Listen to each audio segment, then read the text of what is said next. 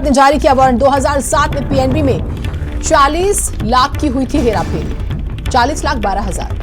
2013 में ईओ नगर पालिका सहारनपुर ने दर्ज कराया था केस। सीबीआई कोर्ट गाजियाबाद में चल रही थी सुनवाई। इमरान मसूद की डिस्चार्ज एप्लीकेशन खारिज हो गई है। सीपी का एनबीडब्ल्यू के कंप्लायंस के लिए पत्र लिखने के लिए आदेश। इमरान मसूद की हाजिरी के लिए 18 जुलाई को सुनवाई होनी है। विशेष न्यायाधीश सीबीआई अरविंद मिश्र ने दिए आदेश। लोकेश हमारे साथ, हमारे सहयोगी जुड़े हुए हैं। लोकेश, ये पूरी खबर डिटेल में बताइएगा। देखिए, गाजियाबाद की सीबीआई की जो स्पेशल कोर्ट है एंटी करप्शन, उसने इमरान मसूद जो कि सहारनपुर के सांसद हैं, उनके खिलाफ गैर जमानती वारंट जारी किए हैं और उनको उनके खिलाफ गैर जमानती वारंट करने के साथ ही 18 जुलाई को कोर्ट में उनके खिलाफ चार्ज फ्रेम किया जाएगा। इसको लेकर के आदेश दिए गए हैं।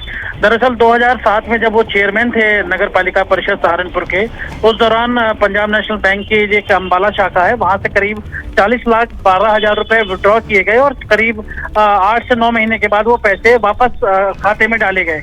इस दौरान जो ईओ नगर पालिका परिषद थे, उन्होंने 2013 में इस जांच को पकड़ा और इसमें पीएनबी का एक जो अधिकारी था वो भी गिरफ्तार किया गया और इसमें 420, 467, 68 और 71 ये गंभीर धाराएं हैं फ्रॉड की। उसके तहत ये एफआईआर दर्ज कराई गई जुल्फकार नाम के शख्स के खिलाफ। जुल्फकार वो शख्स है जिसने इस अमाउंट के जरिए जो है पैसा गाजियाबाद में एक फ्लैट खरीदा था और इसके बाद जब ये जांच आगे बढ़ी तो सीबीआई को हैंडओवर की गई। सीबीआई ने इस मामले में अपनी तरफ से चार्जशीट फाइल किया, लेकिन चार्जशीट के खिलाफ डिस्चार्ज एप्लीकेशन फाइल की थी इमरान मसूद के वकीलों की तरफ से, लेकिन आज कोर्ट ने उस डिस्चार्ज एप्लीकेशन को खारिज कर दिया और इनके खिलाफ चार्ज फ्रेम करने को लेकर 18 जुलाई को समन किया गया है। साथ ही एनबीडब्ल्यू इसलिए जारी किया गया है कि सहारनपुर कोर्ट की तरफ से सहारनपुर से कोई भी पैरोकार इस केस में पैरोकारी करने के लिए नहीं पहुंच रहा, इसलिए इसका कंप्लायंस कराने को लेकर कोर्ट ने पुलिस कमिश्नर गाजियाबाद को भी पत्र लिखने की बात कही है।